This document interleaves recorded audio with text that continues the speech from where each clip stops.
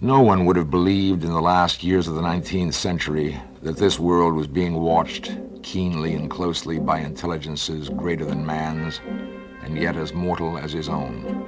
That as men busied themselves about their various concerns, they were scrutinized and studied, perhaps almost as narrowly as a man with a microscope might scrutinize the transient creatures that swarm and multiply in a drop of water. Yet, across the gulf of space, minds that are to our minds as ours are to those of the beasts that perish, intellects vast and cool and unsympathetic, regarded this earth with envious eyes, and slowly and surely drew their plans against us. During the opposition of 1894, a great light was seen on the illuminated part of the disk, first at the Lick Observatory, then by Perrotin of Nice, and then by other observers. English readers heard of it first in the issue of Nature, dated August 2nd. I'm inclined to think that this blaze may have been the casting of the huge gun in the vast pit sunk into their planet from which their shots were fired at us.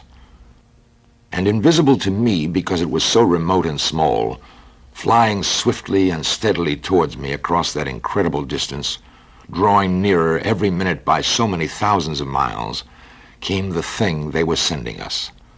The thing that was to bring so much struggle and calamity and death to the Earth. That night, too, there was another jetting out of gas from the distant planet. Then came the night of the first falling star. The uncovered part had the appearance of a huge cylinder, caked over, and its outline softened by a thick, scaly, dun-colored incrustation. It had a diameter of about 30 yards. He approached the mass, surprised at the size, and more so at the shape, since most meteorites are rounded more or less completely. It was, however, still so hot from its flight through the air as to forbid his near approach. And then he perceived that very slowly the circular top of the cylinder was rotating on its body.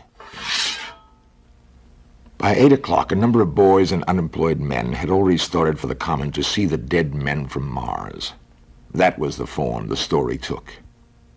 I heard of it first from my newspaper boy about 9:15 when I went out to get my daily chronicle. There were really, I should think, 200 or 300 people elbowing and jostling one another, the one or two ladies there being by no means the least active.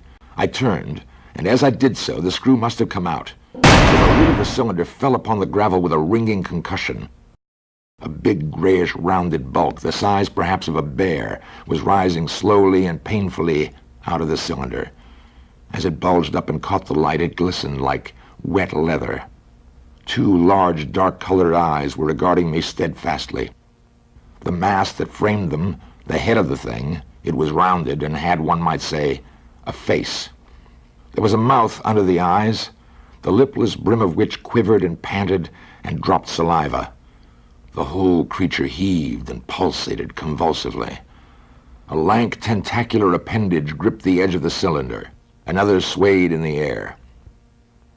Those who have never seen a living Martian can scarcely imagine the strange horror of its appearance. The peculiar V-shaped mouth with its pointed upper lip, the absence of brow ridges, the absence of a chin beneath the wedge-like lower lip, the incessant quivering of this mouth, the gorgon groups of tentacles, the tumultuous breathing of the lungs in a strange atmosphere, the evident heaviness and painfulness of movement due to the greater gravitational energy of the Earth. Above all, the extraordinary intensity of the immense eyes were at once vital, intense, inhuman, crippled, and monstrous.